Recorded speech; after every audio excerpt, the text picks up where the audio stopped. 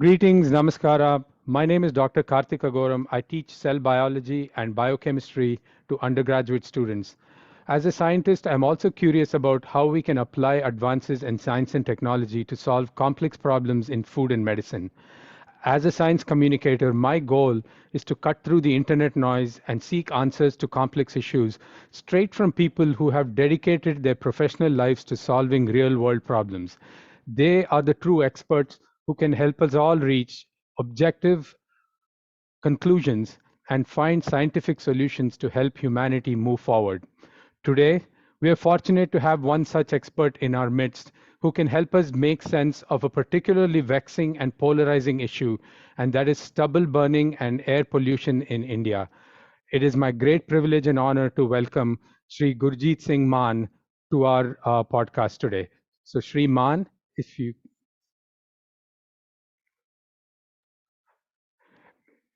greetings, Namaskar and greetings namaskar. to everyone and Dr. Karthik. It's my privilege to be with you in today's session. So I'll try to make it as best as possible. We are so fortunate to have you here, sir. I'm so honored and grateful that you're able to, take some time from your busy schedule to come and share your expertise with us. So, to set the stage here, stubble burning is a complex issue that recurs every year in the months of November, October, November, and it's covered in both Indian and international media outlets. Unfortunately, the issue has become politically charged and the rhetoric obscures the real issues faced by normal people. Shri Gurjeet Singh Mann, as I said before, is a true expert in his understanding of farming issues in that area of the world.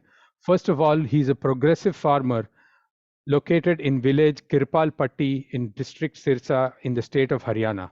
His location is very close to the Punjab and Rajasthan borders as well.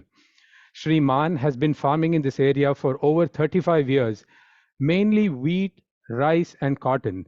So, as a wheat and rice farmer, and these being the main crops that we are going to discuss in the context of stubble burning, he brings a wealth of knowledge and expertise to our discussions here today. As far as cotton goes, he was one of the early adopters of genetically engineered insect resistant cotton that decreases pesticide use and is beneficial for the environment. He's also instrumental in the advancement of seed technology in India and participated in 2014 the Global Farmers Roundtable in Des Moines, Iowa, where he was one of only 16 farmers invited from all over the world to participate. He has won numerous awards and achieved international recognition for his work over the decades and has presented or served as a panelist in innumerable national and international conferences. He's also a multi-talented person with hobbies such as tinkering with electronics, and he says since the days of vacuum tube machines, this must be the 70s, and also very pleasantly as an AIR approved artist for Spanish guitar. Once again, a warm welcome to you, sir. It is indeed an honor that you would agree to speak with me today. Um, Thank you, so sir, for your before kind words. So before we start with this issue of stubble burning, would you tell us a little bit about your initial entry into farming? Is this a family tradition that you followed, or is this something that you took up as independently as your career? No, it's our family profession since last several generations. Our family was initially in West Punjab in undivided India. Now that part is left over in Pakistan, and we migrated to this part of area, which was all Punjab in that days in 1947, along with my father, my grandfather, and all the family clan. And from that day also, we were into farming, whatever type of farming was done at that time. Those were very, hard and struggling times when you shift from one place to another place and you have to start from scratch. Uh, but yet, my father and my grandfather, they did very good work and developed their farms as per the situations that were at that time. My father also served government in several departments in Haryana, Punjab, Delhi, and in divided India. After his retirement, he settled on his farm, and by the time I completed my science graduation, and I joined him in his agriculture endeavors. He was a well-read person and believed in holistic farming. That Right. yes, farming should be done, and it should help not just me but my partners in farming in the village or whoever they are, because in Sikhism also we say Sarbat Ka Bhala, welfare for all. For So all. that Correct. was his philosophy also, that it's not a money generating project, it is a noble profession and it should remain a noble profession. And I think still it is a noble profession, and not Right. just in India, all over the world. But of course, now it's a commercial activity also. So Right. that has to be there for your survival and for your family and all that. So when So we I speak about joined. sustainability, Yeah. right. I'm sorry. Go ahead, please. Yes. So I joined my father in like early 80s. At Okay. that time, there were water shortage, but still we were growing basmati rice in about one third of our land. Rest was it cotton. At that time, Okay. even hybrids were not there. It was desi cotton and American kapas, Narma cotton. I hope you know those Indian words. And Right. Hmm. it was okay in those periods, and yield was okay, and pest stress was not that much, which later on came into picture. And as we kept doing the same thing, hybrids also were available in the form of seed. How we tried that also, but along with that, uh, the stress of pests started increasing manifold, and there were pesticides available everywhere, very strong pesticides which killed even men, even all Right. the living things. That was a really tough time, but farmer had to do that, as he had to make that crop happen. Otherwise, he what he can do, he Right. either leave it or do whatever is possible. That edge of pesticides also stopped working over the time. It was if you go to the village sites those days, you could smell the fumes of different pesticides which are now banned, chloropyrifos, endosulfan, and those are very lethal for everyone, even snakes, even rats died out of that, which are actually friends of farmers. Right. And that was the time when, because of water shortage, we could not shift to rice paddies, and that was dependent on rains. We have a river which goes from close to our farm and a canal system, but that also becomes flooded when the monsoons are here. And Right. that is too late for rice to be sown or transplanted before that. A ray of hope in those days came in the form of BT cotton. We only heard about it as some farmers have grown an illegal variety of BT cotton in Gujarat. I did not go for that, but many fellow farmers from Punjab went all the way to Gujarat to bring that F2 seed of BT cotton. Some did get the F2, but many were duped, and they just got anything for in the name of that. But those who got hold of that, they experienced that yes, there is some difference between this seed and the other seed. By the time regulatory authorities in India Hmm. approved the sowing of BG1, which is I think cry AC1 gene, It's one. Yeah. and this was in short supply. But I started with this as soon as it was available in our market. I think it was in 2002, Right. and it was a runaway success. Right. And we were not aware of all the practices to be done with it. We still kept doing pesticide on this also, which were perhaps not necessary, but lack of information and fear of failure made us Correct. do that. Yeah. Yeah. But over 1 year, 2 years, we learned that no, these are not required at all. Then came BT2 or what BG2 or CRY, AB gene and all that. That could take care of more bollworms. And cotton suddenly became a popular thing.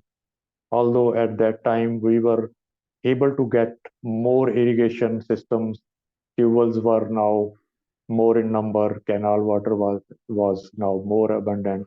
But still, instead of shifting to rice paddy, farmers took this thing, new technology seeds in the form of BT But cotton you're, yeah, without any advertisement. The good thing is right, the farmer is very adaptive to, receptive to new technology. correct. He does Yeah, give it a try.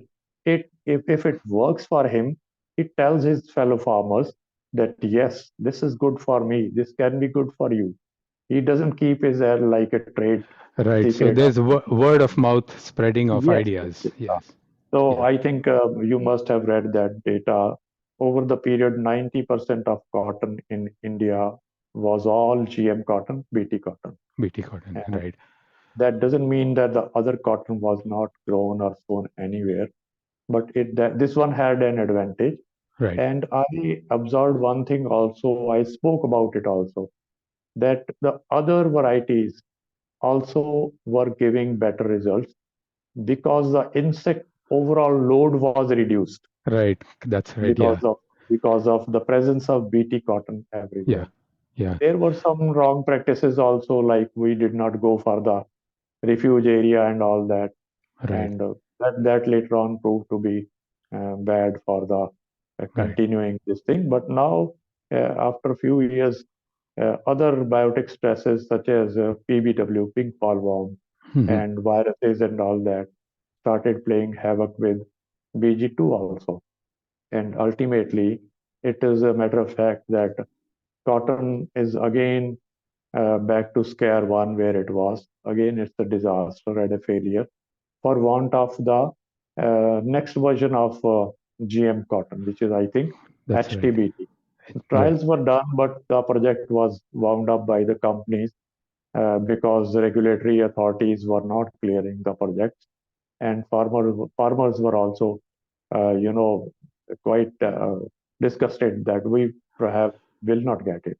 Right. So this is Yeah. the story so far. But So, along with that, I had been trying soya beans, cluster beans, sesame, flax seeds, and there is one we called it and castor seeds, and even peanuts at my farm, and just to experiment that what other crop can work for me.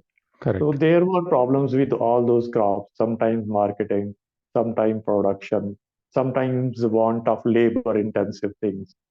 So ultimately, now not just me, most of our areas in Haryana, Punjab, a part of Rajasthan also, which is adjoining to Punjab, are now into wheat and rice cycle. Okay. And this cycle had been very successful Right. uh, uh, uh, in many ways. So at this point, if just to summarize, you are focusing a little bit more on the wheat and rice cycle. Is that would that Of be course, correct of to course. say? Okay, Correct, okay, correct. that's right. So one of the things that comes up is, and I think I got a sense of your philosophy to farming, and that seems like with your science background and as a progressive farmer, it is very important to you to apply modern scientific technologies to your farm. But you also spoke about sustainability, and one of the things that gets lost in sustainability discussion sometimes is the idea that even economic sustainability is an important aspect of sustainability. So if a farmer is not able to get the yields they want, if they're not able to get the price they want, those are issues that we must discuss as well. So thank you for sharing all of that with us. So if I may ask you, how many what is the acreage of crops that you grow? And also you mentioned that your farm uh, is close to the border of, although it is in Haryana state, it's close to the border of Punjab and Rajasthan. Uh, Yes, yes. so, so can you talk a little bit about, the just very briefly about any differences in how things are done in the various states? Yeah, I think the part wherever it is wheat and rice cycle, whether it is in Haryana or Punjab or adjoining areas of Rajasthan, sometimes we call that area also mini Punjab. It is also inhabited by people of Punjab and Haryana, and they have similar practices as we have. Okay. And you can only say that these are only political borders. Got it. Otherwise, Yeah. they are very much similar in their practice and their Right. thought process also. Okay. And they are also into the same wheat and rice cycle and doing almost same practices. And it will be wrong to say that farmers elsewhere in these areas are not scientific or not progressive. Got it. Social media has helped them go for small videos. Sometimes they are not good videos also, but farmer is discerning enough to find the right source. After some time, he knows that this is the person who is Right. giving correct scientific information, and that is a good thing, which has brought a change into farming scenario. Right. And that is what is happening in Haryana, Punjab, and Rajasthan I know. areas, wherever there is wheat and rice cycle. Wonderful. Um, so if you can help us step back a little bit, especially for, say, our international audience, and tell us a little bit about the crop, the cycle in India in general. You know, we have the different seasons. We are familiar with the terms Rabi, Kharif, and so on. So if you can tell us a little bit about that, so we can all be on the same page with that. Yeah, the Rabi crop is basically wheat crop, which is not grown now in the winter and harvested in the month of April when it is summer. Okay. And Kharif crop is the summer crop, which is rice and cotton, which is grown after harvesting of wheat and is harvested as they mature, sometimes in September, October, November, right up to December also, like Right. cotton longer time. Early varieties of rice used to be harvested in September, but they were banned in Haryana and Punjab as they sowing summer paddies means extracting a lot of groundwater, and groundwater was depleting, and there a law came into force in 2009, Punjab Water Act, that stopped anyone from transplanting rice paddies before 20th June. Okay. So I'll mention later on. That has also added to the this stubble and smog and smoke problem, because Right. that window is shortened, and earlier harvesting means that no pollution in Delhi NCR in October and November. Got it. But Yeah, we have to take care of water resources also. that's So right. that's a catch 22 So, situation. so there's always a trade-off. It seems like there are well-intentioned laws, but they have unintended consequences as well. So the farmer is always trying to juggle these trade-offs. Um, so in general, you know, this area we know as the breadbasket of India, and if you can touch upon a little bit the overall contribution of this region to food security in India. Yeah, if time allows, or I think I can add that part also. The Green Revolution of India started in 1960s with the great help of Dr. M.S. Swaminathan ji, Dr. M.S. Randhawa, and the greatest of that, Dr. Norman Borlaug. That's right. And they came with newer high yield varieties of wheat to India. And I don't know if it is really a fact or not. Many part of India's farmers refuse to sow that seed. And Punjab, as always, was and is enthusiastic to try the new things. Right. PAU, Punjab Agriculture University, Haryana was not there. It was all Punjab. They said that our farmers and our university will go for the new seed. It's just a seed. It's not a time bomb. If Right. it's good, we'll go with it. If it is not good, we'll abandon it. So that is the time of 1960s when green revolution was introduced to India. Before that, there was very less wheat in our areas, as my father and grandfather also told me. There were, variety of crops, even this. chickpea, chana, we call it Right. gram, Yeah. and Yeah. all kinds of other millets were there. Mustard was there, cotton was there, so many other things in small, small areas. And the idea at that time was not commerce driven. It was that first we need all these things for our family, Correct. even pulses. Correct. And if it is an excess of that, we will sell it to buy things which we do not produce. Right. So that was a contented way of life. And as the Green Revolution started, and wheat story was runaway success. And very soon its adoption was done all over the larger Punjab. I'll Right. use the Punjab word that covers Haryana also, Right. because Haryana state was carved out of Punjab in 1966. Before that, it was all Punjab.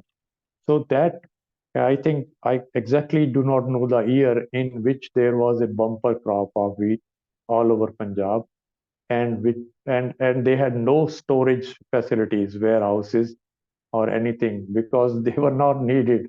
There were Right. not enough to put it anything. And my father told me that the government schools were shut off. I mean, they were holidays were declared in government schools so that the classrooms could be made temporary storage facility for the wheat that was harvested. And Right. this was a happy moment not just for the farmers but for the rest of India also. That India was very deficient in cereals and was fighting with hunger. I am Right. not much in history, but yes, it is a fact that Right. many people could not get food even if they had money. It was Right. not available. And that trend, I think by 72 or 74, 5, we became sufficient in wheat, Right. and maybe we had more than what we required. Yeah. And warehouses and all that started coming up at various places. Rice followed wheat because Right. rice is Okay. the second most popular staple diet for all our Indians. And Right. wheat and rice both make our maximum things that fulfill our hunger and nutrition need all over Right. India. Of course, other things are there, Yeah. but Yeah. maximum population goes Yeah. for it. So. India is now most populated country in the world. I Right. think 1.42 billion or maybe more are now in India. So So. still these two cereals are really, really very important for our country, India. Right. And from a caloric standpoint, they are the ones that are most consumed for calorie reasons. So definitely the title of bread basket of India is very apt. So I think that has set the stage for the main issue that we are here to discuss today, and just a primer on what my understanding of the issue with stubble burning is.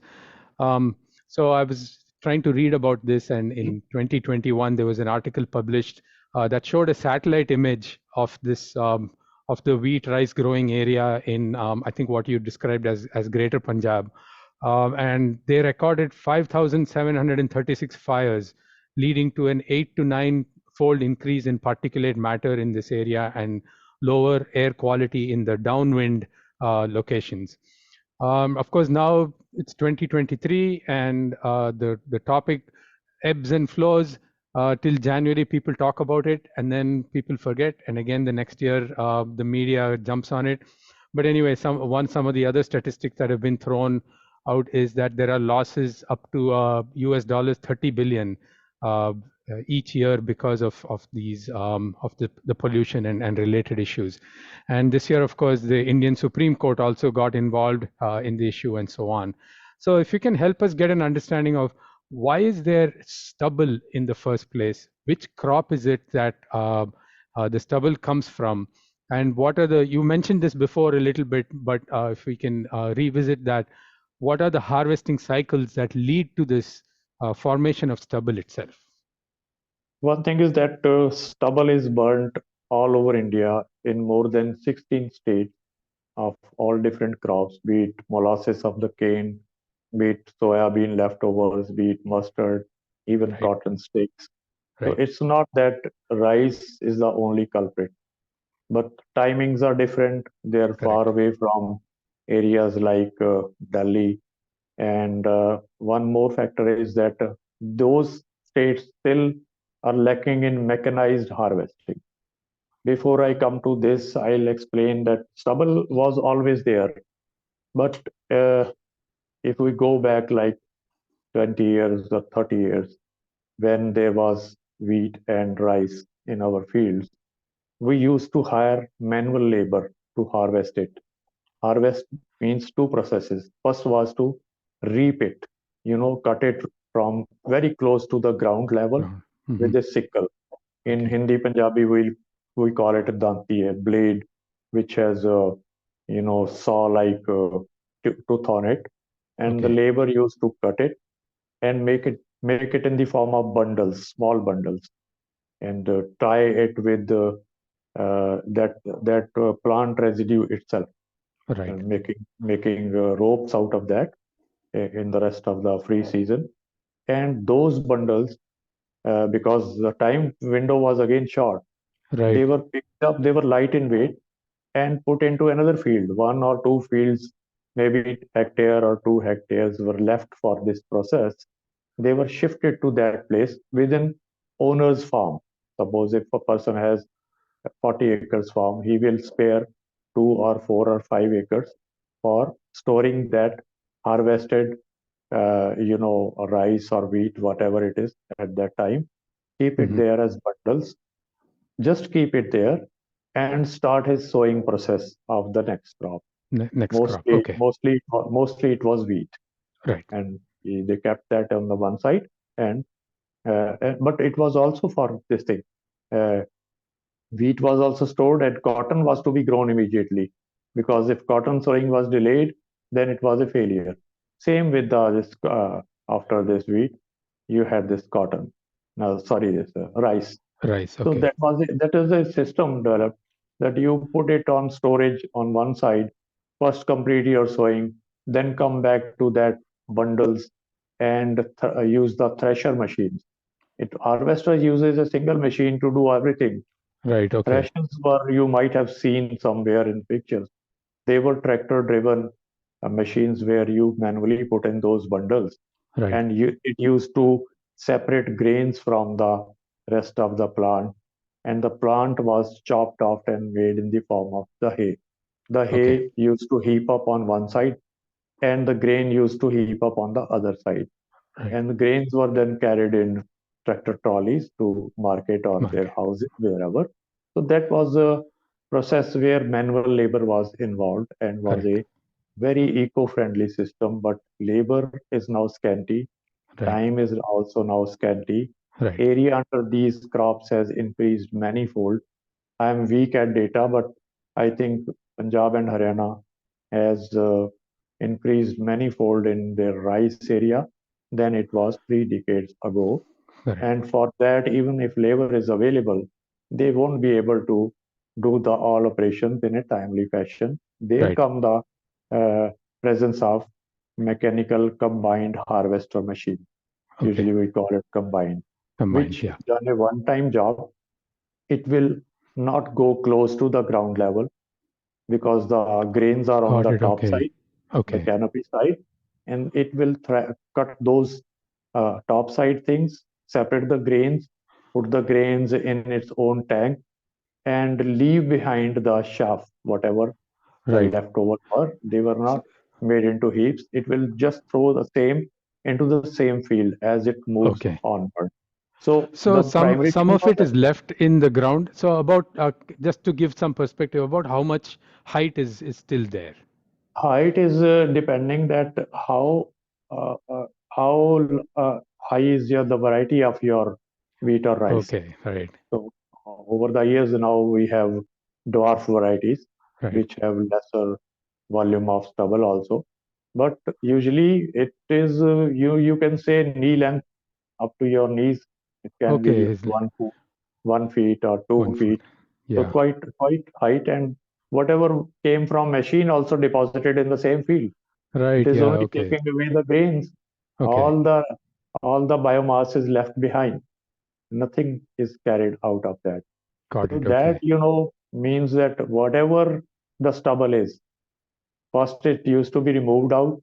Now that all has deposited in the same field where the Right. crop was. The crop was. Okay. Yeah. Yeah, then you can see the volume increase in the volume of the same. That's right. Yeah. Yeah. Mm. So once that stubble is left, then there is very little time between that point and the point that you have to get the wheat seeds in. Yes. And the quickest way, it seems like, although not the most environmentally friendly way, is to burn the stubble. Is that correct? Yes, actually, there were no other way before that because the this wheat husk is used as a fodder for milch animals and for even bullocks. Now they are getting extinct. Right. But rice husk is being used as a fodder in Rajasthan, in some other states. But it has high silica content, which is not Right. suitable Okay. for these animals. Although I saw basmati rice, it Hmm. has comparatively lesser silica content.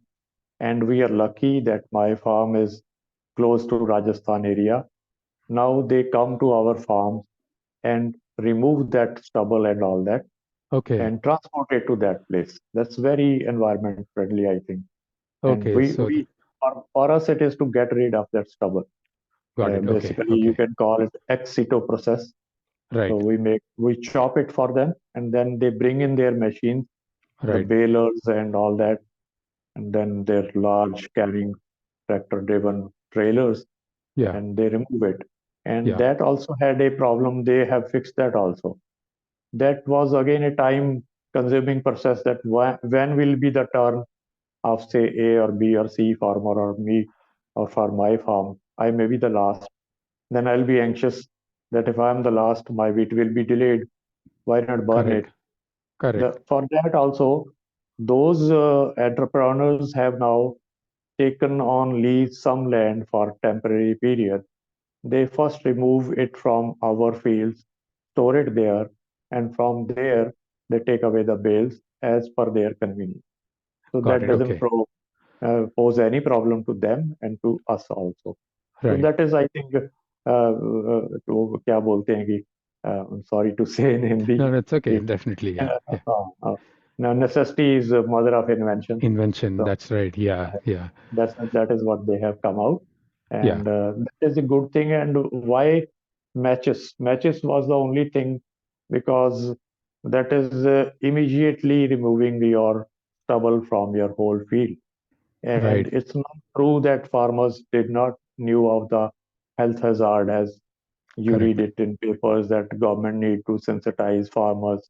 I have spoken in various channels that farmers are most affected as they have to sit on the farm border and put the fire on and keep it monitoring so that it doesn't damage trees and the fields of adjoining farmers who might not have harvested it. After that, it is his dwellings nearby, his village or his hamlet, whatever, who get the Right. maximum smoke. Right. Delhi is 260 kilometers away from my village or Right. even more. So it is not true that farmers do not know, but That's they right. had no solution. In fact, they get irritated when they are told that do not you do not know about the health hazard. They said we know, but bread That's is right. first. Bread And for the yeah, families. Yeah. exactly. In fact, I would argue the opposite. City dwellers like me do not know about what is going on in the farms until it comes and affects me. Mm. But the opposite is definitely not true. Um, so obviously, farmers have an understanding that this is not a good practice, um, and citizens in other areas also have this understanding. So um, I think this is a good point for us to start maybe talking about some alternative methods. Now that here we are, this is the reality. This crop cycle is the reality. You have to plant the rice in June because of the drought issues earlier in the summer, and the harvest has to be done at that particular time. The wind blows at that particular time, and so on. So in order to avoid uh, the burning of the stubble, um, but also still keep the mechanized harvesting and things that are beneficial to the farmers. And that in that regard, what are some alternatives that are available to the farmer? And then, as you discuss that, if you can also tell us about what role does the government play in this, either incentivizing farmers to use these sorts of alternatives? Yeah, actually, the Environment Protection Act came into being in 1986, EPA. That had all these things that we have to care for environment. But I think not just India, the world was sleeping over the environment problems till it started affecting. Scientists were telling everyone, Right. but we laymen were not believing the words of people like you that, oh, no, no, these are lab models. This can never happen and all that. And you Yeah, must that's be right. Yeah. also facing all that. Yeah. This global warming and all that used to look like these are big lies, but now we Right. are facing everything. Uh, After that, in 2015, National Green Tribunal of India, NGT, passed a stricture and an order that stubble burning has to be stopped, along with other several open fire systems. And some restrictions were also on the industry that makes brick kilns also. And those orders were very clear.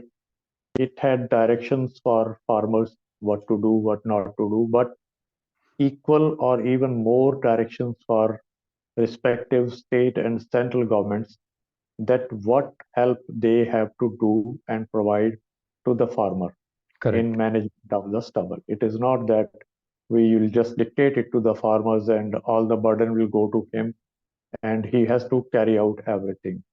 But unfortunately, all these state governments ignored their part.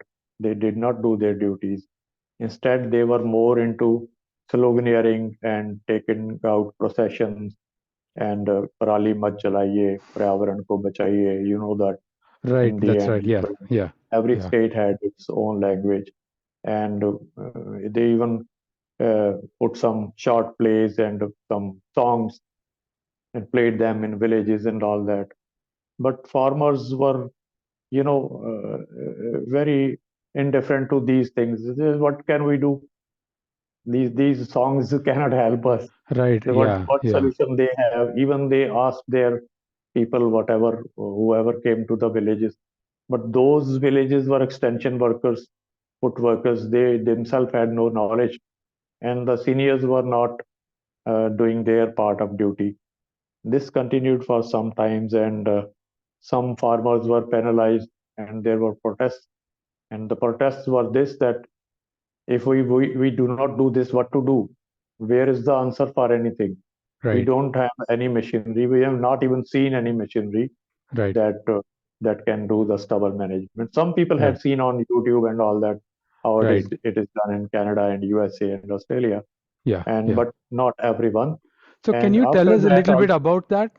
What are some of those methods that you are aware of? Can you share that with us of how stubble is managed in other parts in other parts of of the world? world.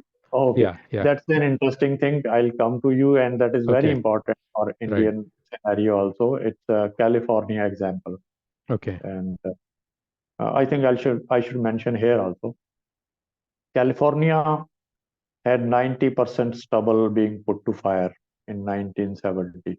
Wow. That is Yeah, a very important piece of information. Okay. Yeah. and that Yeah. is, I think, very much the same scenario as India had few years back. Now we are on the downfall of the farm fires. But you can say, like in 2015, 16, 17, scenario was same like California.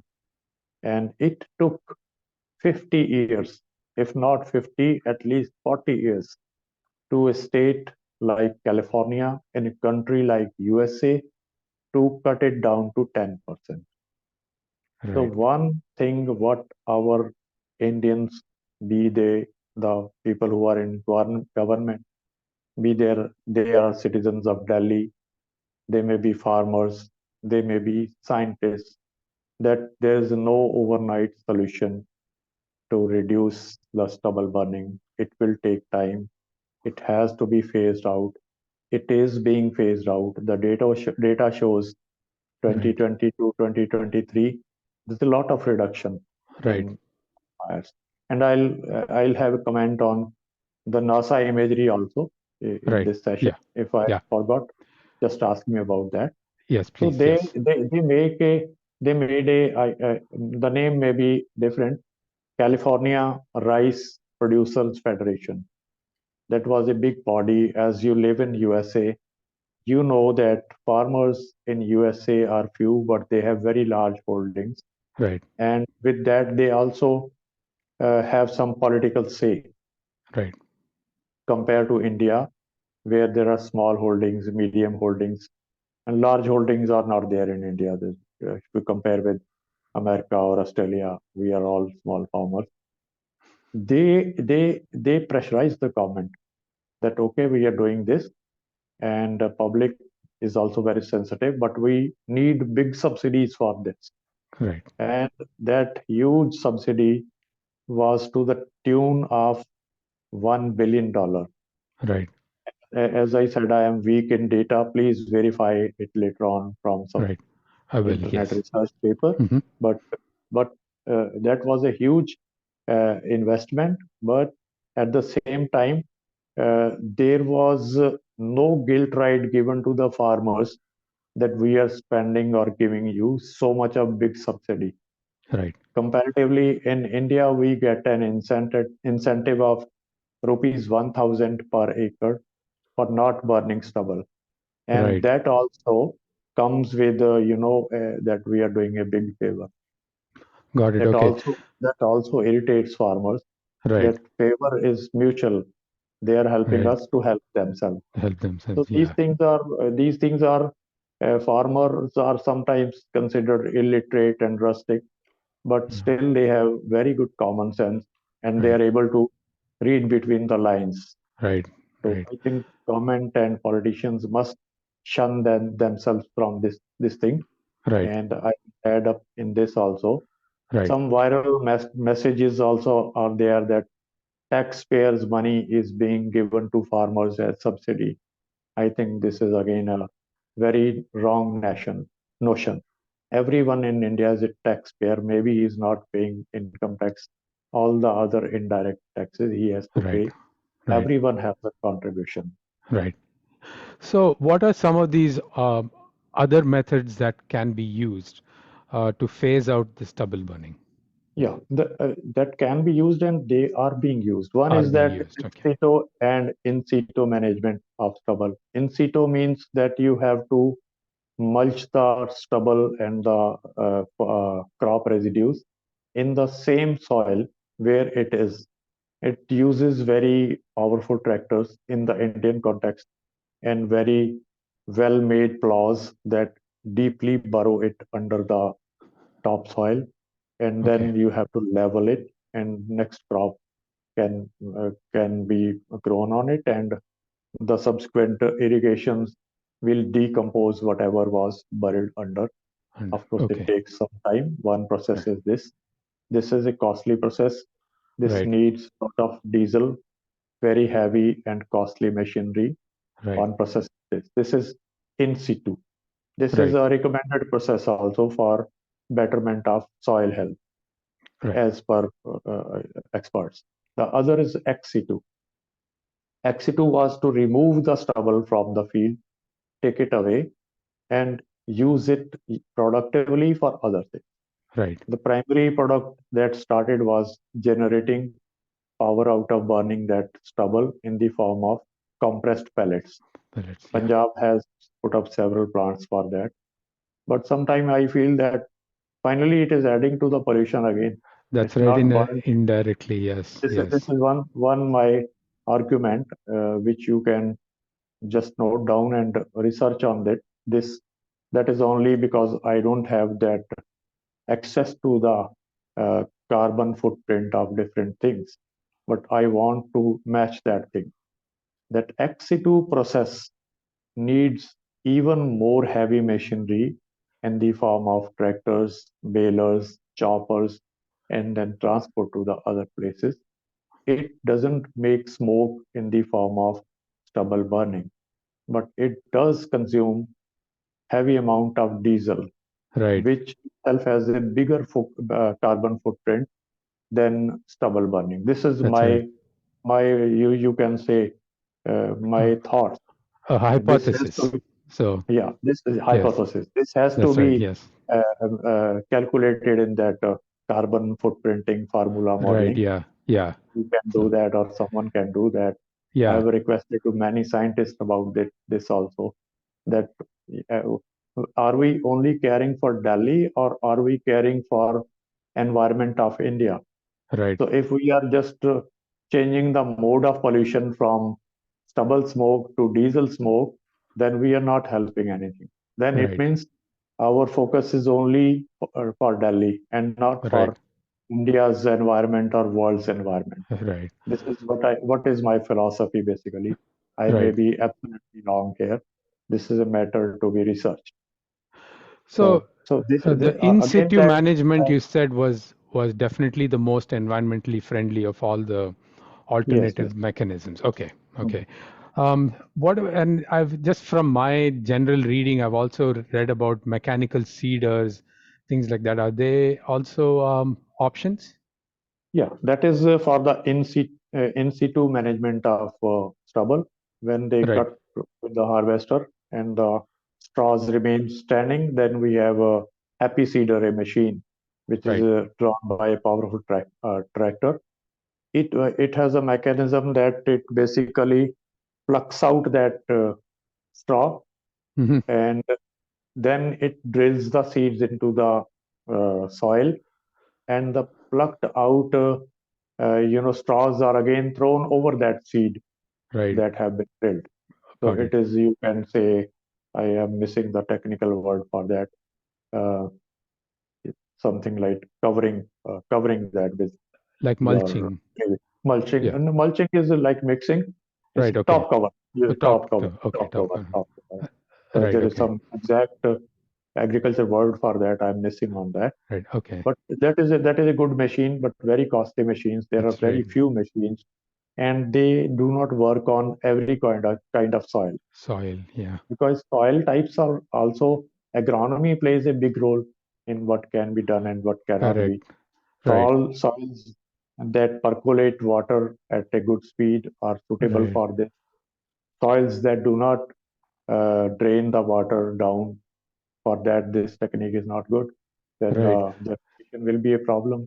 Yeah. And Yeah. another problem that has to be taken note of, not burning stubble.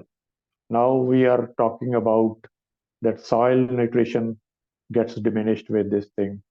But the problem is that soil, uh, apart from soil, the biotic stresses in the form of whatever harmful insects and all that were left, they were also burnt with that Correct. stubble. Yeah. With the But stubble. Yeah.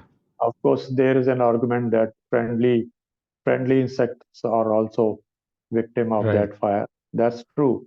But overall, if you see what has happened to the cotton now, it also has partial attribute to not burning stubble. That pink bollworm has Right. dominated all the way.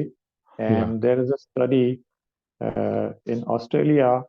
It was, I think, started in 1990, that in situ management should be done. And they Right. had much more powerful machinery than India. Sure. They're equivalent Right. to America. So they used to bury that uh, leftovers 25 to 30 centimeters. Uh, Okay. Okay. you can say Under 1 the feet surface. Yeah. under this. And Yeah. over the years, they have found that it is not helping actually, and it is creating problem. I do not Right. have the complete details Okay. about Okay. this, but I also feel that it's okay to add these green manuring type things once or twice, but year after year, crop after crop, what will happen to the soil structure and all that? It's not that your soil is the stubble. Stubble is stubble and soil is soil. So It will yeah, definitely change the things, and no studies have been carried out in India. right. And in a very muffled voice, many scientists do say that this will be not good in the long Got term. it. We Okay. continue with this.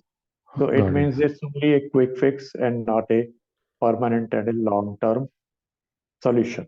This Right. is Okay. what I could make out of that. Okay.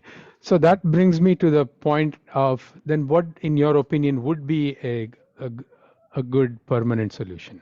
I think one thing is XC2, and from XC2, whatever is carried out, it's not just like burn it and make electricity out of it. You Correct. can produce ethanol.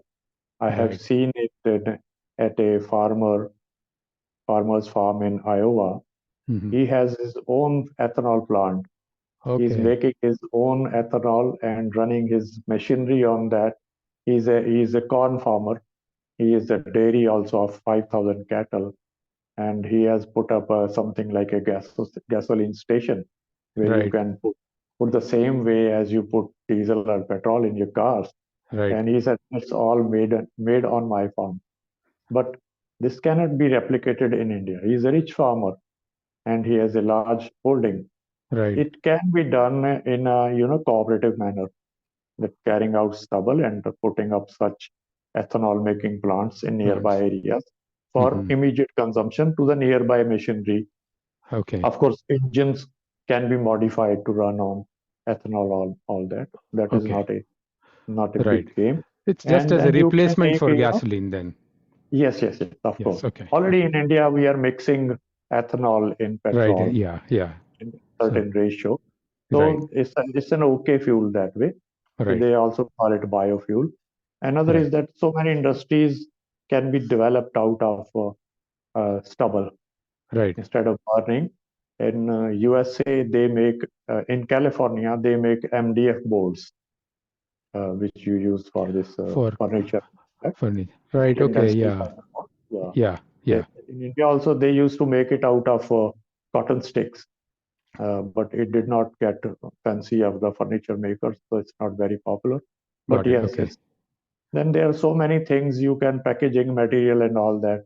Right. That is, within this domain of if you are only growing rice, uh, while we are not shifting away from rice.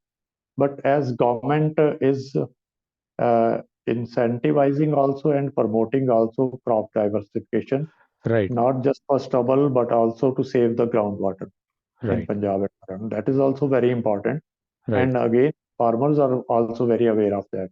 They Right. do not need campaigns. They see it that their tubewells are sinking down. The water is going down and down. What will happen if we are unable to draw the water one day? Will we carry drinking water from some place to us? Correct. They are worried. They are worried, Right. but they cannot do much about that. So for In the yeah. diversification, Yeah. uh, I have not exact knowledge of the policies that are going in Punjab and Rajasthan, but because I live in Haryana, government has started several projects where if a farmer stops growing rice and instead goes for corn, and there are a list of 4 5 crops, and they call it Mera Pani Meri Virasat scheme. My water, my heritage is a Correct. close Okay. that. If you enroll in that, you will get about 4,000 or 8,000 incentive for growing that crop and abandoning water guzzling crops such as rice. So Right. that scheme is there, and some people have tried, but it has been a failure. The reason is the not availability of high-tech seeds. If I go for cotton, no, for corn, as I said, we need at least BT cotton Correct. so that BT corn. Yeah. Yeah. it gives me proper yield. Yeah. Or I need BT soybean or Yeah. something. So I never say that biotechnology is a one-stop solution for everything. There's nothing like that. But Right. if it is helping you, why don't you go for that? If it Right. is helping environment, it is one of the best green technologies. It is one such technology which any farmer can adopt. Buying a machinery is very costly affair. Correct. That Yeah. machinery runs only for 50 hours, and the investment is in lakhs of rupees.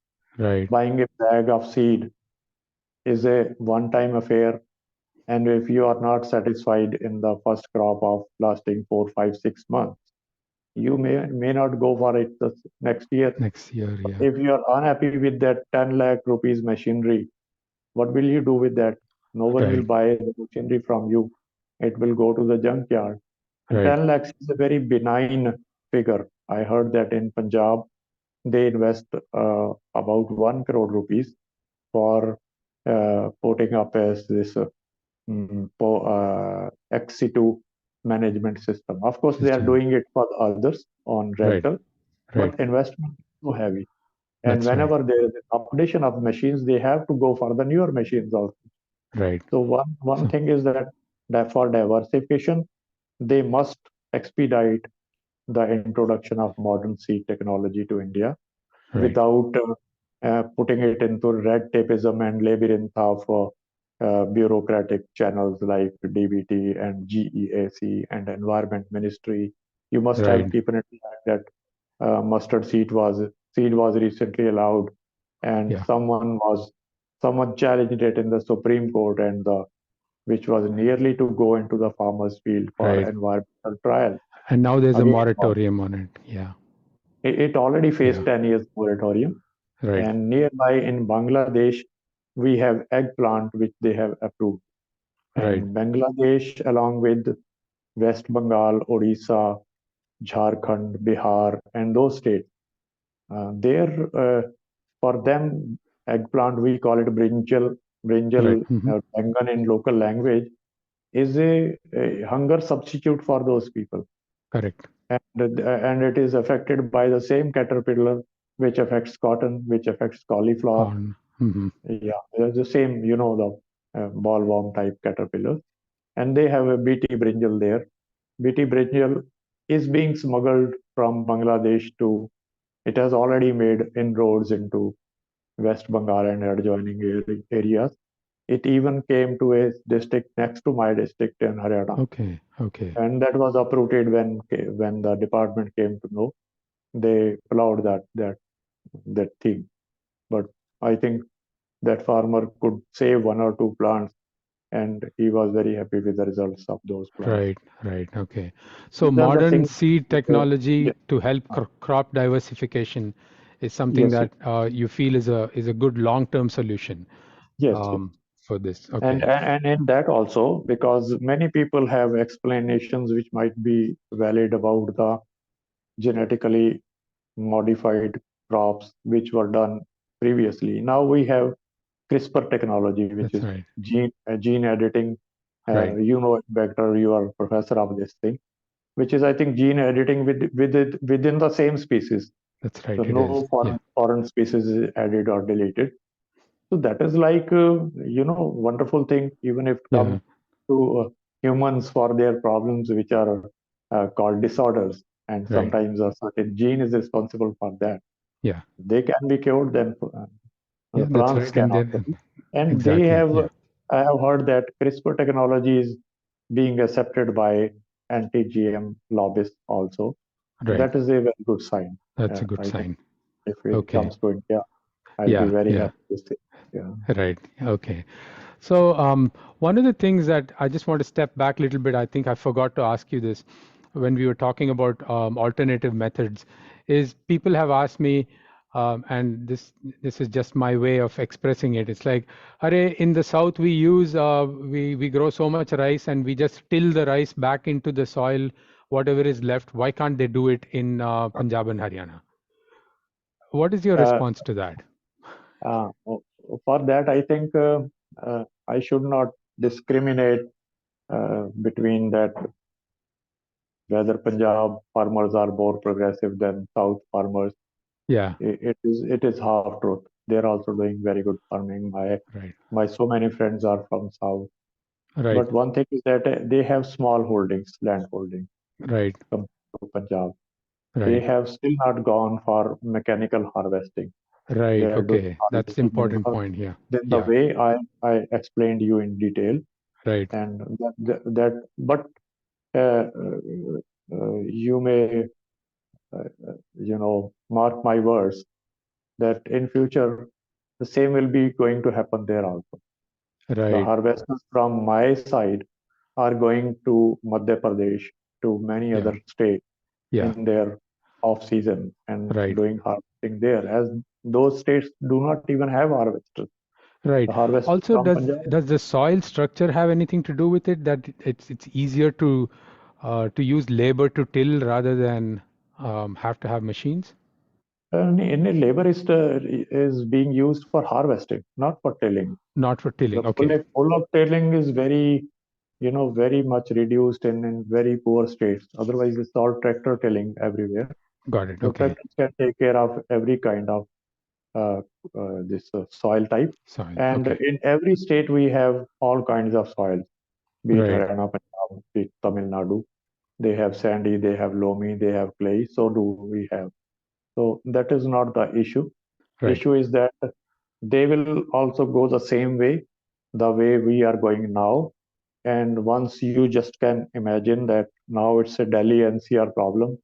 Once stubble burning and things like Punjab and Haryana start happening in rest Right. of India, then whole of India will be on the NASA map, which you are mentioning. That's right. Yeah. That's right. So, and we also see, opinions on the internet that say they should just abandon rice and grow other crops, but it's not so easy. Yeah, one thing is that, okay, we can abandon, then what will happen to the food security of the nation? Right. Wheat And you and had rice are two things which are still keeping us on the borderline of not being into a hungry country. right. The hunger index recently released has a different meaning, that is also relating nutrition level. Yeah. Otherwise, Yeah. food for everyone is there in India. That's right. Maybe government is providing that also, and people can buy also. Both ways, there is practically no hunger in India. We are food surplus Right. with these two staple crops. Correct. That Okay. is rice and wheat. Suppose we leave it, then we Right. have to import that from other countries, Okay. because Okay. millets and all that, they are not our main course food. Be Right. it Yeah. bajra, Yeah. jawar, and even you are in south. South is more into rice, Ragi. but Yeah. but but more Oh, into as rice. millets. More into rice. Yes. Correct. Yeah. Yeah. Okay. Millets are there, but their portion is very small. Very small. Yeah. The bigger Okay. portion is rice. In our states, the bigger portion is wheat in the form of chapatis or rotis, whatever we Correct. make. Right. So I think farmers can do away with this, but nation cannot. And Okay. recently, if you remember, during this Ukraine war, and Ukraine was facing wheat, whole of the EU was facing Wheat wheat shortage, shortage. Correct. and India has announced that we can provide them enough wheat without actually looking into that how much stock we have.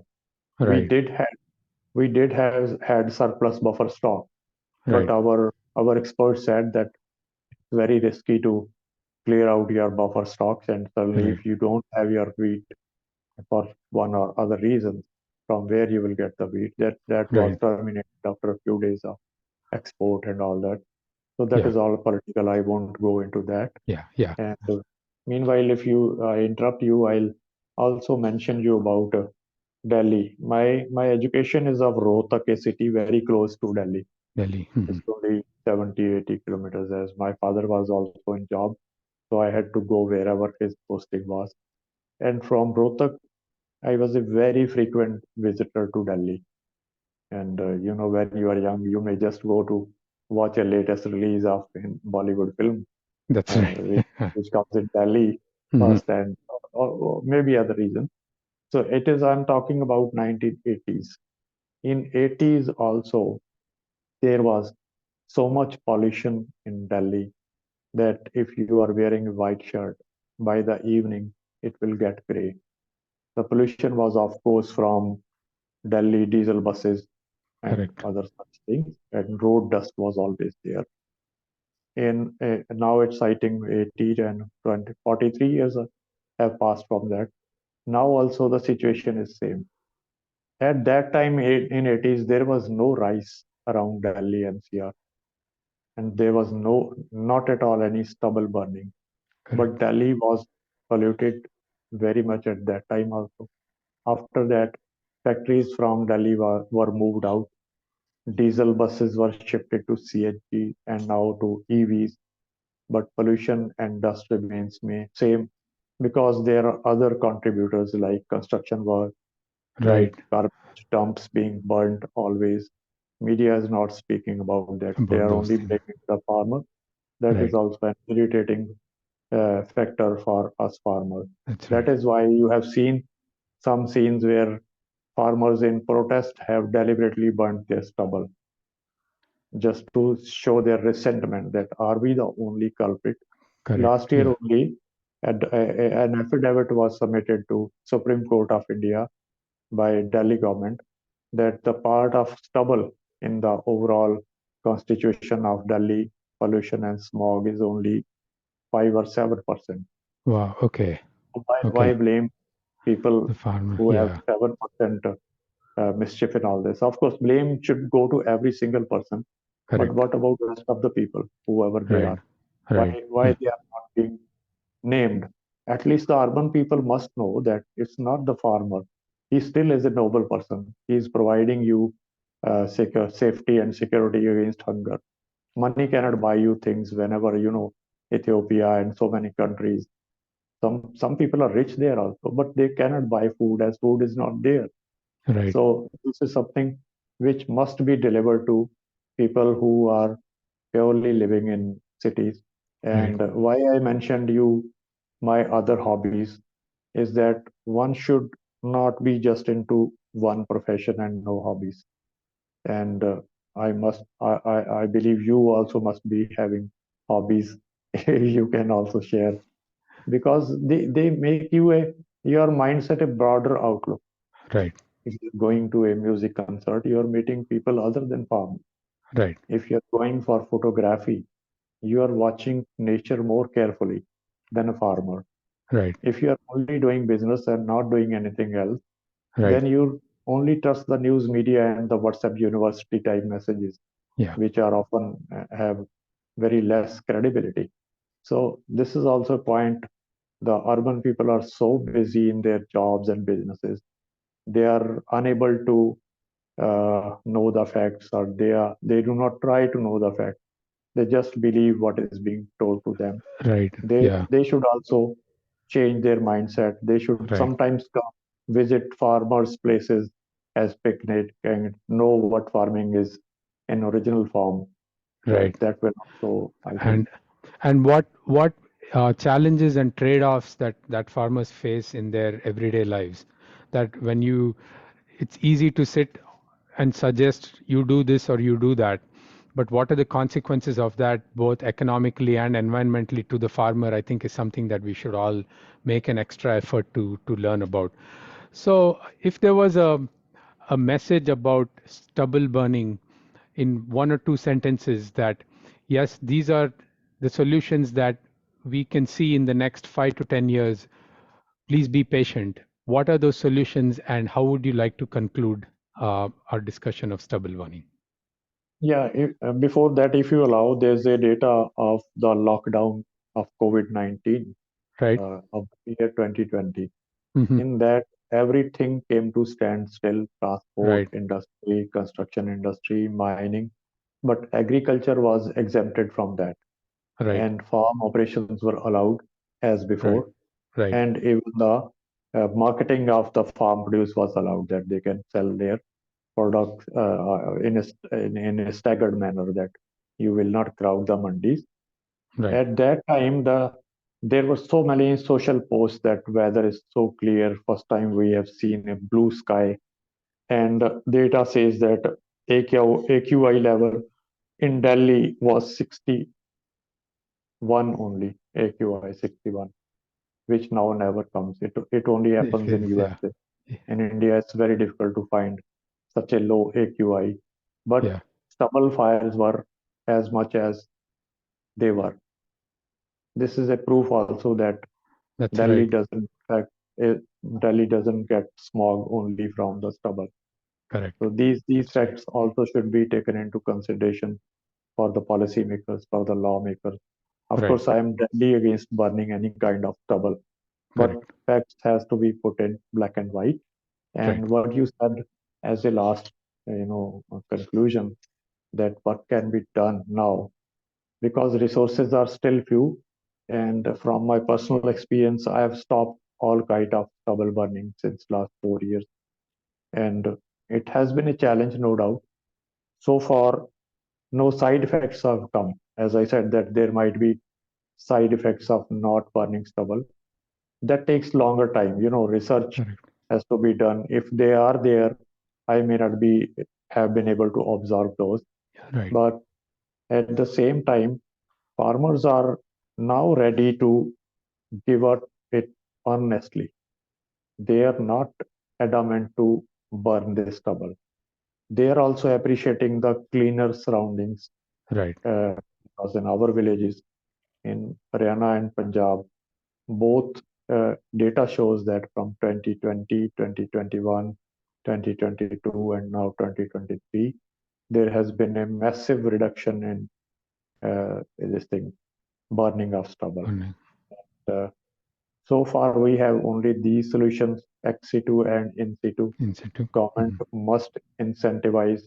In fact, in Haryana, government made many announcements in 2019 that we are putting up ethanol factories, we are putting up power generation units that will consume your stubble. But most of them did not come out. First, they said because COVID has come, these things have become pending. But Right. now, after COVID, also, it means they were not sincere in their implementation of those ideas. So, this is one thing. And farmers are ready to give up this provided they get help in removing this stubble from their Right. fields, because And best form as of today is ex situ and not in situ.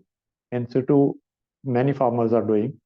They have their own heavy tractors and machinery, but for small and marginal farmers, they cannot afford that machinery even on rental. So right. best is that government should aid and remove that, and should not uh, guilt ride the farmers that we are doing it for you. No, Right. they are doing it for environment of India, environment of the world, and it's a joint exercise. It's not only for the farmers; Right. it is for our whole, living species, not just humans. Other animals also suffer Right. from this. While also keeping agricultural productivity going, because reducing that is not an option. Yeah, it's not an That's right. option. Yes.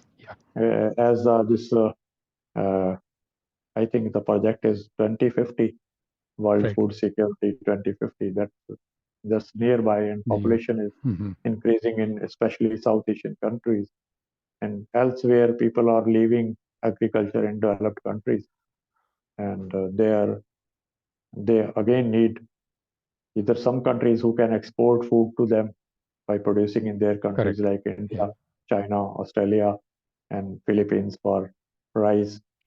America itself is, quite advanced in agricultural production. Europe also needs imports from many places.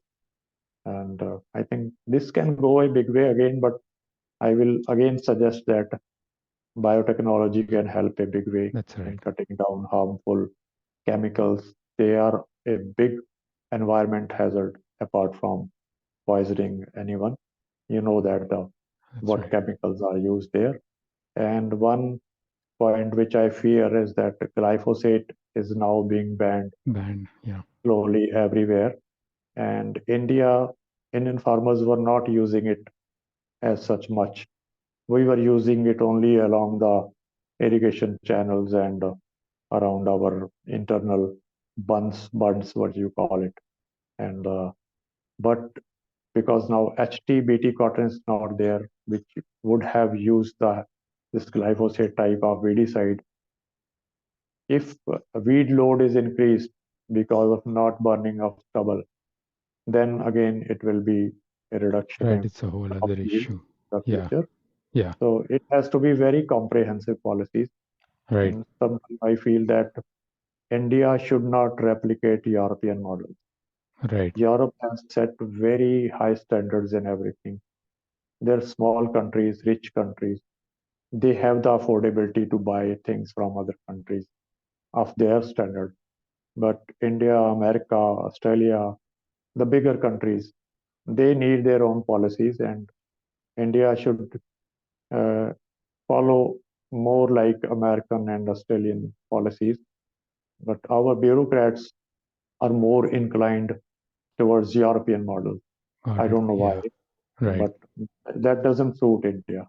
Right. Right. So, Climatically, also Europe is very different. One thing right. missed mentioning, I think our now this uh, line of flow is disturbed. The first thing first are not there. Right. Yeah. Uh, Yeah. in all the developed nations like Canada, America, Australia, there is a single crop pattern. If a farmer is a wheat farmer, he is a wheat farmer If only. I'm right. He is not doing the second cropping. Same is in California, those who were growing rice. In full year, they grew only rice. Means after 4 or 5 months of their standing crop, rest of the months were free for doing all kinds of post harvesting processes at their comfort. But in India, it is not possible. It's not viable also. We have to grow more than two crops. And if I go back into history, my in my time of my grandfather, the British time also, and after that also, 1/3 of any farmer's land was to be left vacant, and it was called uh, in Urdu there was a word Zayed Mm. in the Girdavri system. That means it has to be left for being replenished with green manuring, and there was no this thing revenue tax on that part. But now every inch of every land is under plow. So those practices, although good, are not possible in today's scenario.